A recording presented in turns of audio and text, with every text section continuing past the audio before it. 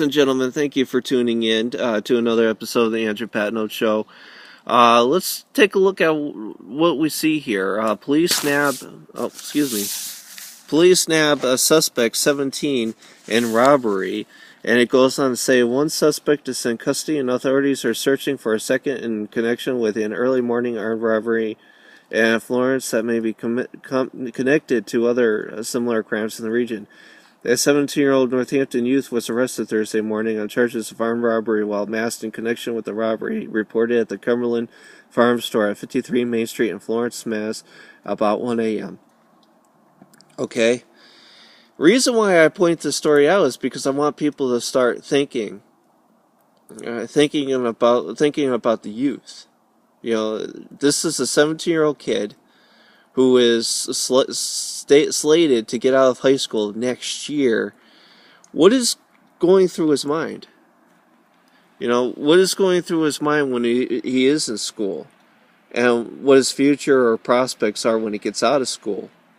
Knowing that the economy has been gutted so much so that really people are starting to think, well, maybe it's time to start robbing places. Maybe it's time to start doing things out of complete desperation just because we can't make it in this economy. And so what is going through the 17-year-old's mind as far as what he's going to be able to accomplish after high school, knowing that there's no jobs to go to, or knowing that the educational system, that higher academics, it's so expensive just to go to a 2-year school, let alone a 4-year school. It's just too expensive. And I understand you have Pell Grants and you have the government paying for a lot of it, but still, I mean, it's too expensive to go to college. You could go to the military, but the military right now is actively being prosecuted by the Obama administration. So you have to rule the military out on political prosecution. And of course, as I've stated earlier, you have to move education out of the framework because it's too expensive.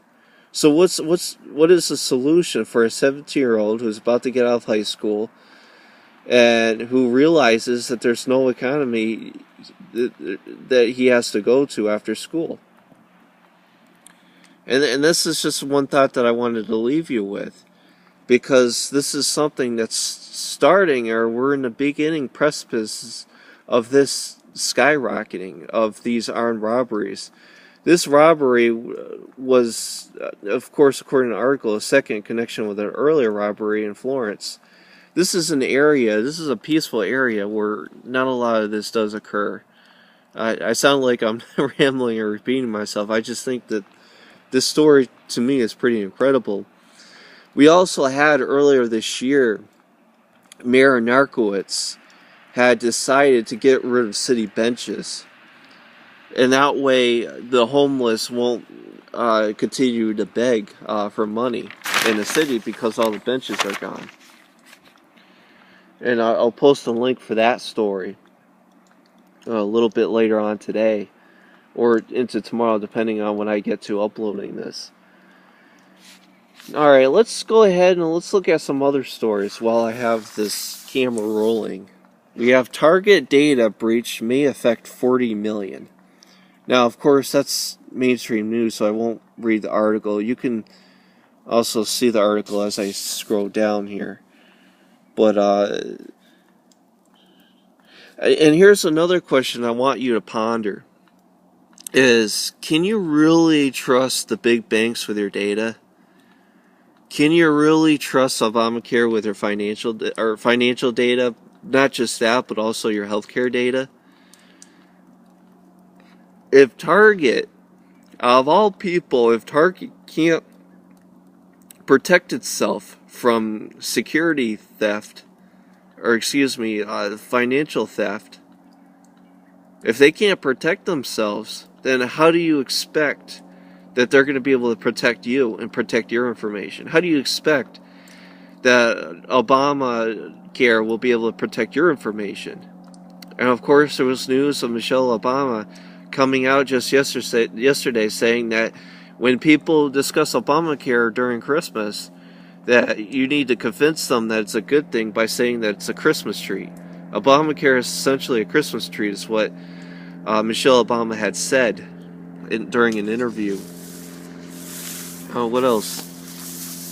Chesterfield General Store closes after 40 years. As much a social hub as a place to pick up groceries, the Chesterfield General Store is preparing to close by year's end after 40 years of business. Alright. Well, yeah. I mean, this is going on all over the country.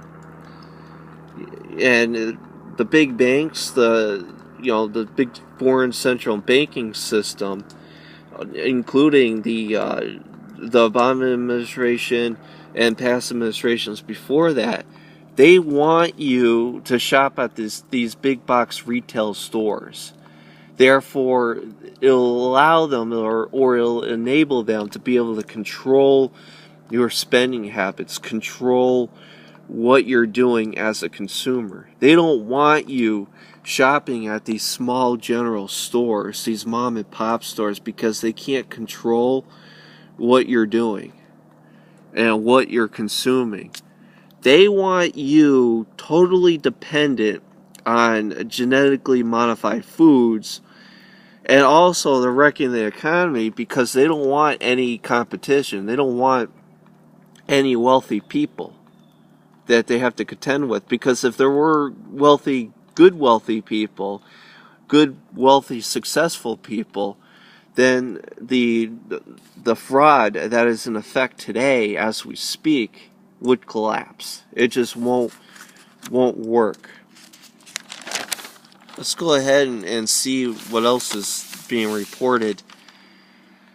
Putin pardons jail tycoon, granted amnesty to protesters, Pussycat riots. That's interesting. Putin came out yesterday and said that he wished he could have had the powers that Obama has today. So now America is a model for tyranny rather than freedom.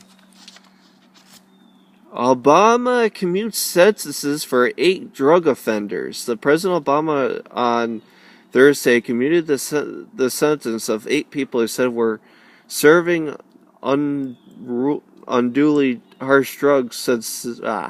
Unduly harsh drug sentences and the most expensive use yet of his powers to free inmates. And it goes on to say that one of the inmates were a relative of, or is a relative of, Governor Deval Patrick, of all people, out of Massachusetts. Deval Patrick, the communist slime ball, the Marxist moron. He has absolutely destroyed Massachusetts along with Mitt Romney. I mean, Deval Patrick ought to go to jail for the type of stuff that he supported here. In addition to that, we have more jobs that just have continued to be outsourced under the Deval Patrick administration. I'm not sure, comparatively speaking, how many more jobs have been outsourced compared to Mitt Romney, but I just know that the jobs that continue to leave here in Massachusetts and continue to go elsewhere because the taxes are so high that you just can't afford to live here anymore. But thank you for watching, thank you for listening, and take care. Bye.